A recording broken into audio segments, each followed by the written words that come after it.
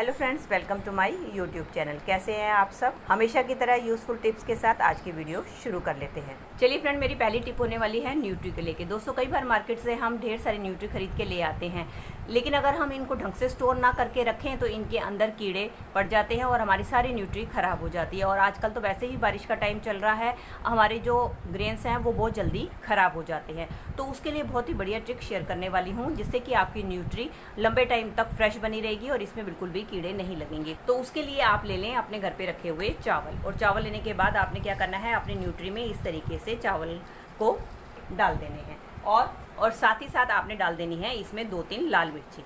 इसके बाद आप न्यूट्री को स्टोर करके रखेंगी तो देखेंगी आपके न्यूट्री जो है साल भर तक खराब नहीं होगी, इसके अंदर कोई भी कीड़ा नहीं लगेगा। चलिए फ्रेंड, बढ़ते हैं अगली टिप की तरफ। मेरी अगली टिप होने वाली है अचार को लेके। दोस्तों, अक्सर क्या होता है कि हमारा अचार जो है अंदर से बिल्कुल ठीक रहता है, क्योंकि वो तेल में डूबा रहता है। लेकिन कई बार क्या होता है कि हमारा जो ये साइड वाला हिस्सा है, आपने देखा है इस तरीके से इसके अंदर सारा जो है उली लगनी शुरू हो जाती है और हमारा सारा अचार जो है खराब हो जाता है। अब आप देख ही रहे हैं कि मेरे अचार के साइड में किस तरीके से उली लगी हुई है और सारा का सारा जो है साइड्स इसकी खराब हो जाती है। ये कई तरीके से हो सकता है कि कई बार हम क्या करते हैं, गलती से इसके अंदर गीला चम्मच डाल देते हैं, या जब भी हम अचार डालते हैं तो हम अपने जार को अच्छी तरीके से सुखाते नहीं हैं और हम इसके अंदर अचार डाल जाते हैं, अचार डाल देते हैं, जिसके कारण क्या होता है, इसका जो बीच वाला अचार है वो तो हमारा सही रहता है, लेकिन जो इसका साइड वाले हिस्से में इस तरीके से उली लगती चली जाती है। तो इसलिए जब भी आप अचार डालें तो उसके लिए आपको 2-3 बातों को फॉलो करना है कि जब भी आपने जिस भी जार में आपने अचार को डाला है उसको अच्छी तरीके से आपने धो के वॉश करना है और उसको धूप में रख के अच्छी तरीके से सुखा लेना है। अगर आपके यहाँ धूप नहीं आती है तो आप थोड़ा बहुत उसको गैस के ऊपर भी हींग की धुनी देकर भी सुखा सकते हैं। और दूसरा आपने जो मेन काम करना है जिससे कि आपका अचार साइड से बिल्कुल भी खराब ना हो, उसके लिए लेनी है आपने एक कटोरी, और इस कटोरी में आपने डालना है थोड़ा सा वाइट विनेगर। और इसके बाद आपने जिस भी जार के अंदर अचार डालना है उसके अंदर आपने ब्रश की मदद से ये जो सारा हमने विनेगर है उसकी आपने नीचे और इसके साइड में इस तरीके से कोटिंग कर देनी है। इस तरीके से कोटिंग करने के बाद जब आप इसके अंदर अचार डालेंगी तो आप देखेंगे कि आपका अचार बिल्कुल भी खराब नहीं होगा। जिस तरीके से साइड में उली लग जाती है, आपकी बिल्कुल भी उली नहीं लगेगी और आपका अचार जो है सालों साल इसी तरीके से बढ़िया बना रहेगा। चलिए फ्रेंड, बढ़ते हैं अगली टिप की तरफ। मेरी अगली टिप होने वाली है प्याज को लेके। दोस्तों, कई बार हमारे घर में मेहमान आते हैं तो हमें ढेर सारे प्याज कट करने पड़ते हैं, और प्याज कट करने में सबसे बड़ी दिक्कत आती है कि जब हम प्याज को कट करते हैं तो हमारी आंखों में बहुत ज़्यादा आंसू आते हैं, तो हमें प्याज काटना बहुत ही ज़्यादा डिफिकल्ट लगता है। तो मैं आज आपके साथ जो ट्रिक शेयर करने वाली हूँ उसकी मदद से जब आप प्याज काटेंगी तो आपको कोई भी दिक्कत नहीं होगी। तो उसके लिए आपने लेना है, किसी भी बाउल में आप ले लें इस तरीके से बर्फ़, और उसके अंदर हमने डाल देना है पानी। इस तरीके से बर्फ वाले पानी में जो भी आपने प्याज कट करने हैं उसको आपने कुछ देर के लिए डुबोकर रख देना है। और उसके बाद जब आप प्याज को छिलेंगी तो उसके आपको बहुत ही ज़्यादा फायदा होने वाला है। एक तो आपके प्याज बहुत ही आसानी से छिले जाएंगे, दूसरा जो आपके आंसू आते थे वो भी नहीं आएंगे, और तीसरा फायदा ये होगा कि जो प्याज का जो कड़वापन है वो सारा का सारा आपका पानी में चला जाएगा और आपके प्याज खाने में भी मीठे हो जाएंगे, क्योंकि कई बार हमें कड़वे प्याज सलाद में खाने में बिल्कुल भी अच्छे नहीं लगते हैं। चलिए फ्रेंड, मेरी अगली टिप होने वाली है कॉकरोचेस को लेके। दोस्तों, हम सब देख ही रहे हैं, बरसात का टाइम चल रहा है, सीलन के कारण हमारे घर में ढेर सारे कॉकरोच इकट्ठे हो जाते हैं और वो दिन के टाइम में छुप जाते हैं। ज़्यादातर वो हमारे मिक्सी के नीचे या हमारे गैस सिलेंडर के नीचे जाकर छुप जाते हैं, जिसके कारण उनको ढूंढ निकालना बड़ा मुश्किल होता है, और जैसे ही रात को हम लाइटें बंद करते हैं वो पूरे हमारे किचन में फैल जाते हैं। तो कॉकरोचेस आपके सिलेंडर के नीचे ना छुपे, उसकी बहुत बढ़िया ट्रिक लेकर आई हूँ। उसके लिए लेने हैं आपने अपने घर पे रखे हुए साबुन के टुकड़े, या अगर आपके पास टुकड़े नहीं हैं तो आप कोई भी साबुन ले सकती हैं। साबुन लेने के बाद आपने क्या करना है, अपने सिलेंडर के नीचे के हिस्से पे जो है आपने पूरे नीचे के सर्कल के हिस्से के ऊपर आपने इस तरीके से साबुन की कोटिंग कर देनी है। पूरे सिलेंडर पे आप इस तरीके से कोटिंग कर देंगे तो आप देखेंगे कि आपके जो कॉकरोचेस हैं इसके सिलेंडर के नीचे बिल्कुल भी नहीं जाएंगे। लेकिन एक दिक्कत और आती है कि हमारे सिलेंडर के बीच में इस तरीके से होल बने हुए होते हैं, जिसके अंदर जो है यहाँ से कॉकरोच जाके छिप जाते हैं।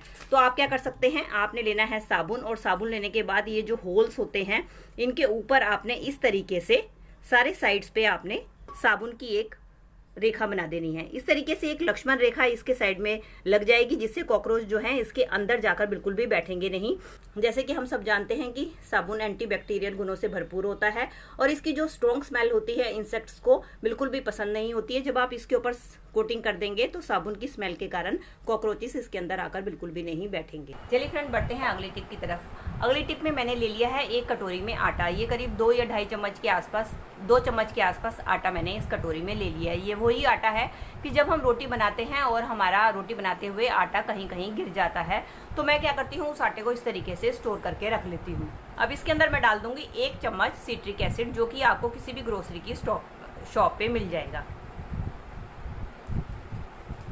और इसके अंदर अब मैं ऐड करने वाली हूँ 1 या 1.5 चम्मच वॉशिंग पाउडर।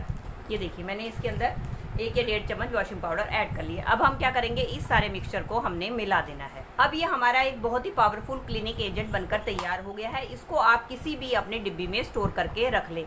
चलिए फ्रेंड, इसका इस्तेमाल कहाँ करना है। दोस्तों, जब भी हम सिंक को नॉर्मली क्लीन करते हैं तो हमारी सिंक क्लीन नहीं हो पाती है, क्योंकि उसके ऊपर चिपचिपे सब्जियों के तेल के दाग रह जाते हैं। तो आप जब इस क्लीनिंग एजेंट से अपनी सिंक को क्लीन करेंगे तो इससे आपका एक तो सिंक बहुत ही आसानी से क्लीन हो जाएगा, आपको ज़्यादा झंझट नहीं करने पड़ेंगे, ज़्यादा मेहनत नहीं करनी पड़ेगी। और दूसरा क्या फ़ायदा होगा कि आपका सिंक जो है बिल्कुल नई की तरह चमकने लगेगा। अगली टिप होने वाली है आम के छिलके को लेके। दोस्तों, आम तो हम सब खा लेते हैं, लेकिन अक्सर इसके छिलके उठाकर फेंक देते हैं, जबकि हमें ये नहीं पता कि आम से ज़्यादा इसके छिलकों में पौष्टिक तत्व पाए जाते हैं। इसको आप कई तरीके से यूज़ कर सकते हैं। पहला तरीका तो ये है कि आप इसको छोटे छोटे पीसीज में कट करके किसी भी बर्तन में पानी में डालकर 6-7 घंटे के लिए छोड़ दें, और इसके बाद इस पानी को आप अपने प्लांट्स में डालें। ये आपका बहुत ही बढ़िया फर्टिलाइज़र का काम करेगा, जिससे कि आपके पौधे जो है काफ़ी हरे भरे बने रहेंगे। दूसरे इस्तेमाल के लिए मैंने ले लिया है आम का छिलका। इसके ऊपर मैं डालने वाली हूँ थोड़ा सा बेकिंग सोडा, और इसके ऊपर हम लगा देंगे पेस्ट। और पेस्ट लगाने के बाद इसके ऊपर अच्छी तरीके से फैला देंगे। इसका इस्तेमाल दोस्तों हम करेंगे अपनी कोहनियों के ऊपर। दोस्तों, कई बार हमारी कोहनियाँ, घुटने या हमारे अंडर आर्म्स हैं जो कि काले हो जाते हैं, जिसको कि अगर हम रेगुलर तरीके से साफ़ करें तो वो साफ़ नहीं होते। तो आप क्या करें, इस छिलके को आपने जो भी हिस्सा आपका काला हुआ है उसके ऊपर रगड़ना है। रगड़ने के बाद आप इसको 10 मिनट के लिए ऐसे छोड़ दें और इसके बाद नॉर्मल पानी से वॉश कर दें। रेगुलर इस्तेमाल करने के बाद आप देखेंगे कि आपका जहाँ भी बॉडी के ऊपर कालापन है धीरे धीरे दूर हो जाएगा। अगले इस्तेमाल में मैंने फिर से ले लिया एक छिलका। अब छिलके के ऊपर मैंने डाल दिया है थोड़ा सा वॉशिंग पाउडर। इसका इस्तेमाल कैसे करेंगे, जब हम गैस के ऊपर खाना बना लेते हैं तो आपने देखा है कि हमारा गैस बहुत ज़्यादा गंदा हो जाता है, उसके ऊपर तेल के, सब्जी के दाग लग जाते हैं, जिसको क्लीन करना थोड़ा सा मुश्किल हो जाता है। तो आप क्या करें, इस छिलके को आप अपने गैस के ऊपर रब करें। ऐसा करने से आपको कोई भी एक्स्ट्रा मेहनत नहीं करनी पड़ेगी, और इस छिलके की मदद से आपका गैस का जो चिकनापन है मिनटों में ही दूर हो जाएगा, और आप जो गैस है एकदम शाइन करने लगेगी। और इसके बाद आप इसको चाहे अपने गैस को धो लें, चाहे आप किसी गीले कपड़े से साफ़ कर लें, आपका गैस एकदम चमकने लगेगा। तो दोस्तों, ये थी मेरी आज की वीडियो। आई होप आपके लिए यूज़फुल रही होगी। अगर दोस्तों आपको मेरी वीडियो जरा सी भी हेल्पफुल लगी है तो इसको लाइक, शेयर और कमेंट कीजिएगा। और मेरे साथ अगर इसी तरीके से जुड़े रहना चाहते हैं तो मेरे चैनल को बेल आइकन के साथ भी सब्सक्राइब कर सकते हैं। चलिए, मिलती हूँ नई वीडियो के साथ। तब तक take care and bye bye. Thanks for watching.